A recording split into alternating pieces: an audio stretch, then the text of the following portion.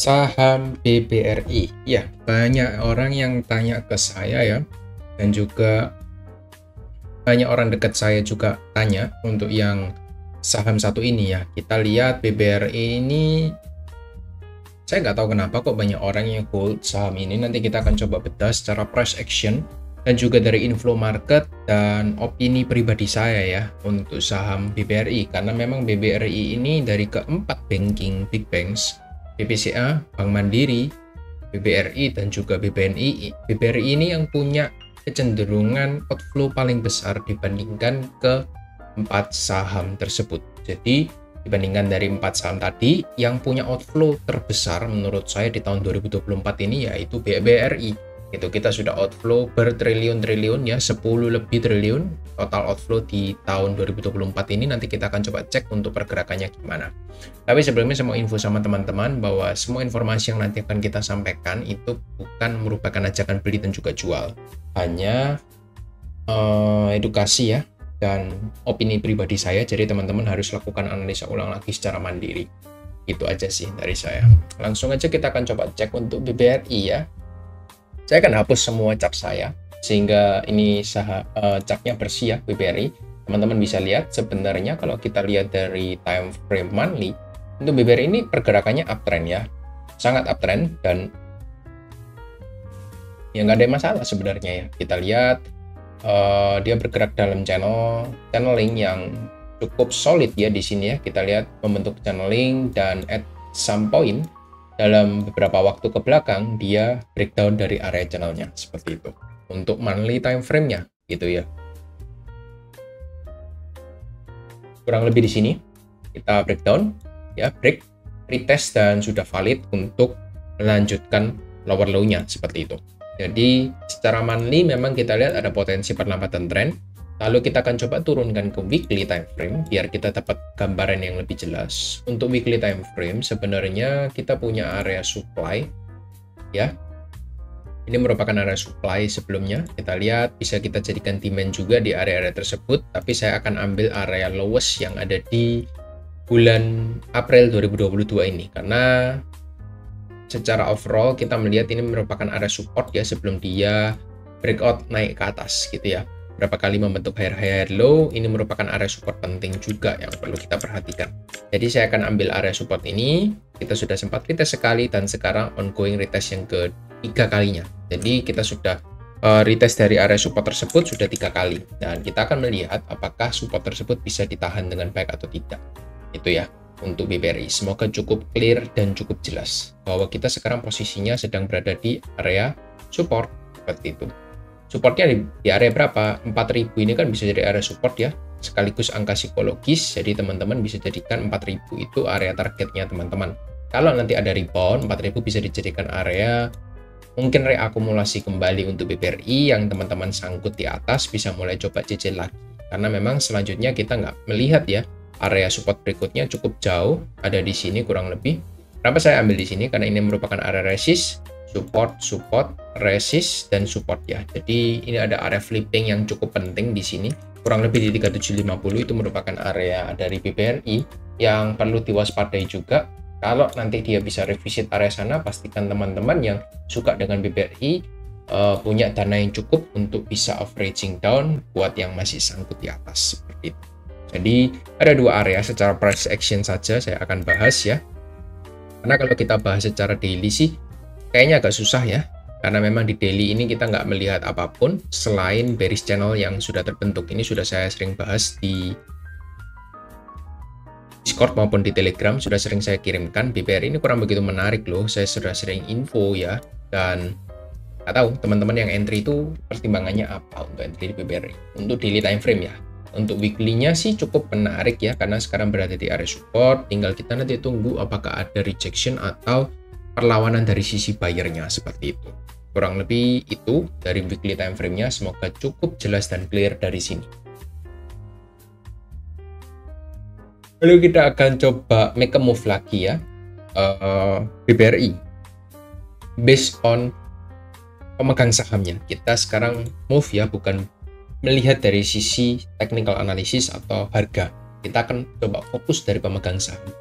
Seperti yang teman-teman tahu, nggak bisa dipungkiri bahwa pemegang saham dari BBRI itu didominasi atau dimotori, ya saya bilang didominasi lah ya, oleh investor asing gitu.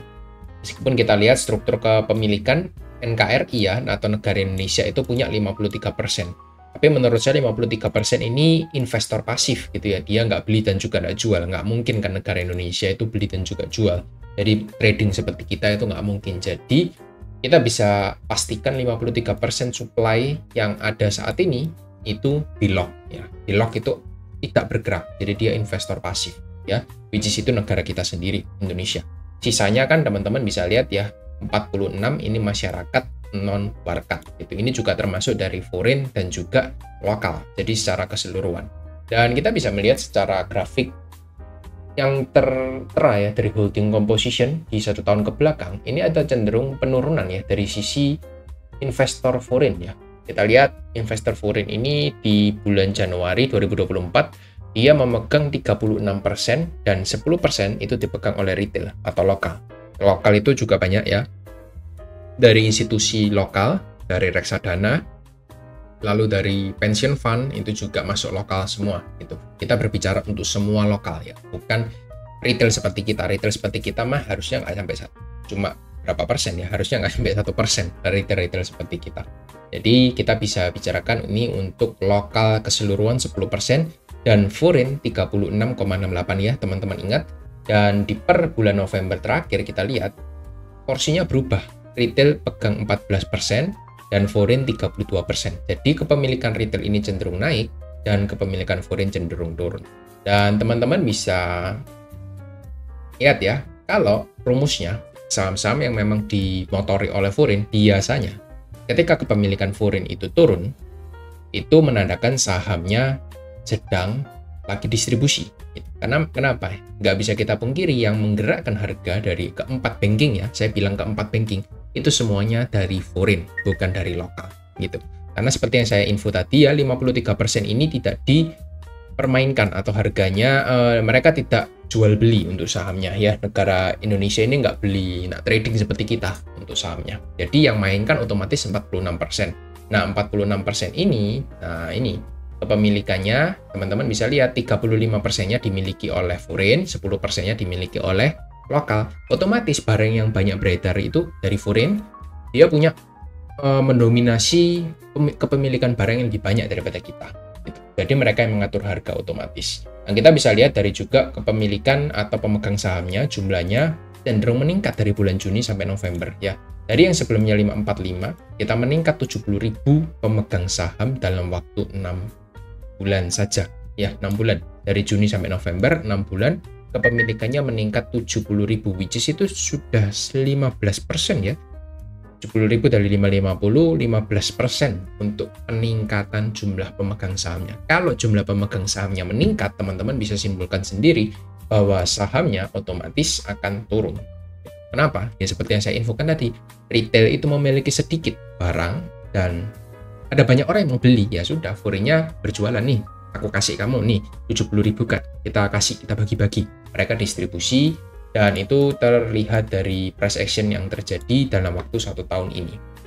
Dalam 1 tahun ini sahamnya sudah dibagi-bagikan dari foreign ke retail, gitu ya. Teman-teman bisa lihat dari bulan Juni sudah didistribusikan dengan sangat baik, gitu ya. Dari 2024 ini kita dari 6.200 sahamnya didistribusikan terus kepada retail sampai area 4.000. Jadi mereka sudah semua dapat barang, tapi harganya turun gitu. Kenapa? Ya karena mereka retail kan nggak bisa naikin harga ya otomatis.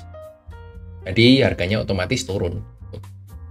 Kurang lebih seperti itu untuk logikanya. Semoga teman-teman bisa dapat ya. Jadi syarat untuk saham BBRI bisa rebound, otomatis ketika nanti dia rebound naik ke atas, teman-teman bisa perhatikan untuk holding composition-nya. Ya, holding composition-nya itu di sini, number of shareholder. Apakah dalam 1 bulan itu ada mengalami penurunan seperti bulan Juli dan Agustus kemarin? Nah, kalau teman-teman lihat bulan Juli Agustus ya, apa yang terjadi ketika retailnya itu berjualan? Teman-teman sudah bisa tebak kan, bulan Juli Agustus di sini ya, kurang lebih ya. Nih, Juli sampai Agustus. Nah, harganya naik kan ya. Teman-teman bisa lihat ketika retailnya berjualan 18.000 dan juga 8.000, sekitar 26.000 orang berkurang ya, atau nggak megang lagi BBRI, teman-teman bisa lihat apa yang terjadi, sahamnya naik gitu ya. Jadi sesimpel itu aja untuk analisa saham BBRI menurut saya. Teman-teman bisa lihat untuk holding composition-nya seperti apa. Dan menurut saya kenapa kok BBRI ini cukup buruk ya menurut saya dari jumlah penambah holdingnya. Sekaligus kita lihat outflow-nya juga lumayan kenceng ya. Teman-teman bisa cek aja outflow dari BBRI dari bulan Januari sampai sekarang. Itu total sudah outflow 15 triliun kurang lebih ya. Net flow outflow-nya 15 triliun sudah dikasih barangnya dari foreign ke retail. 15T ya.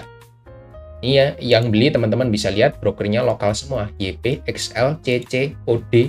YP, XL, CC ini kan broker lokal semua ya. XL ini Stockbit, YP itu Mirai, CC itu Mandiri. Gitu. Teman-teman bisa lihat ada XC juga dari Ajaib, BBNI. Ini juga mendominasi pembelian. Sedangkan yang jualan foreign semua, nggak ada broker retail gitu. Nah, teman-teman bisa lihat mereka sudah berhasil distribusi 15 triliun untuk BBRI. Bukan hal yang bagus menurut saya, jujur, dibandingkan BBCA ya. Kita coba lihat BBCA.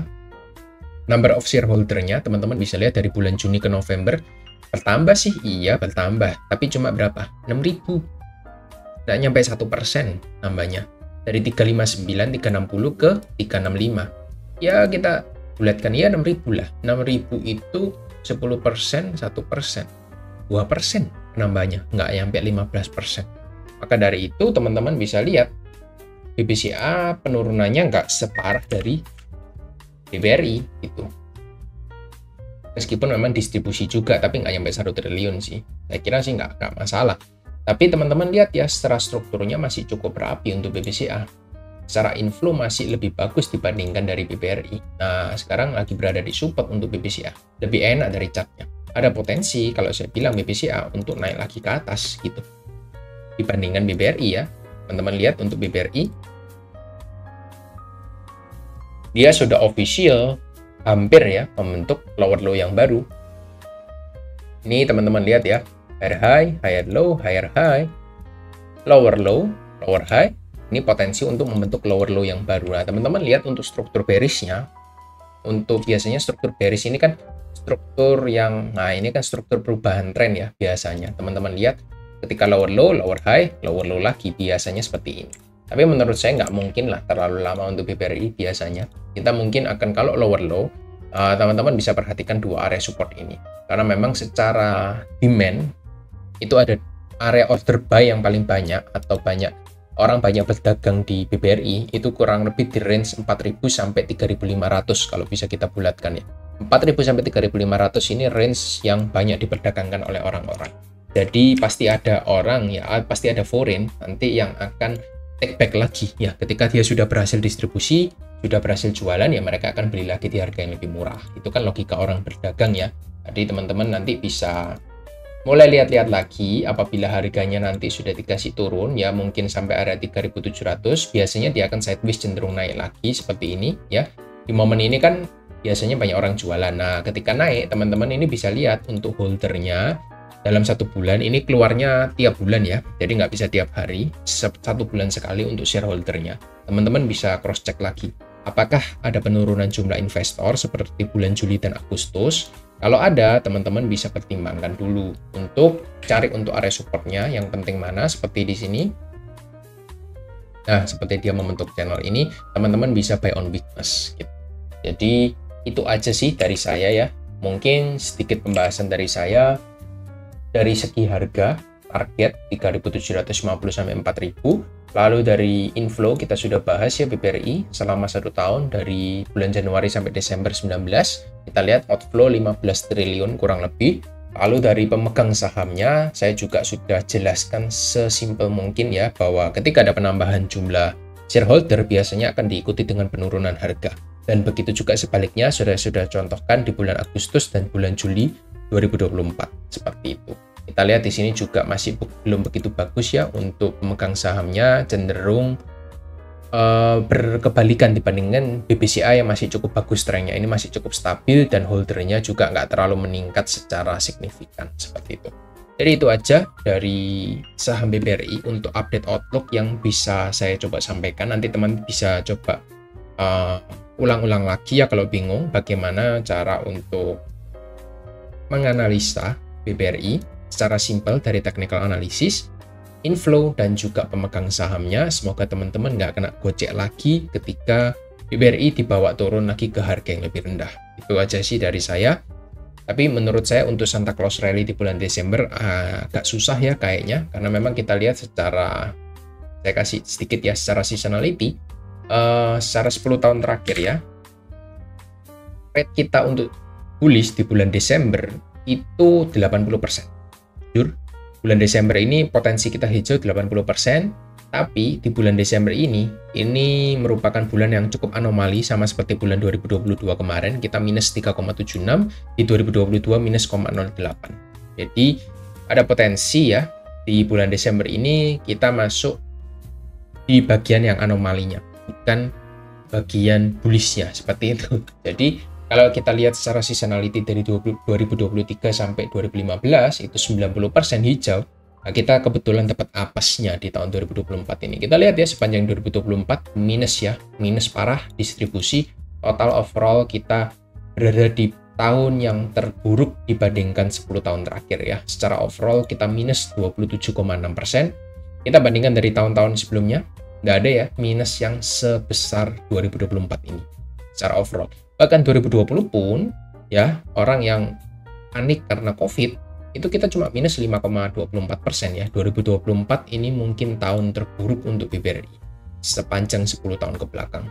Jadi ya buat teman-teman yang bisa survive di BBRI, saya ucapkan selamat ya, teman-teman bisa melewati 2024 dengan baik ya. Saran saya untuk average, simpan pelurunya teman-teman, jangan average di harga-harga yang cukup tanggung gitu. Harus tunggu konfirmasi baru teman-teman bisa average down. Supaya apa? Supaya ketika teman-teman exit nanti, teman-teman bisa dapat average yang cukup murah gitu. Jadi teman-teman nanti exit tidak dalam keadaan rugi. Seperti itu aja. Tapi saya masih cukup percaya dari BBRI, saham BBRI, karena memang BBRI ini Big Four banking yang menopang dari IHSG kita. IHSG bullish, maka banking pasti dipastikan juga ikut bullish. Seperti itu. Itu aja dari saya. Semoga penjelasan yang saya sampaikan ini cukup jelas dan cukup bisa ditangkap dengan mudah oleh teman-teman semua. Dan nanti kita akan coba bahas untuk saham-saham lainnya di live streaming berikutnya. Itu aja dari saya, thank you semua, dan see you next video, bye-bye.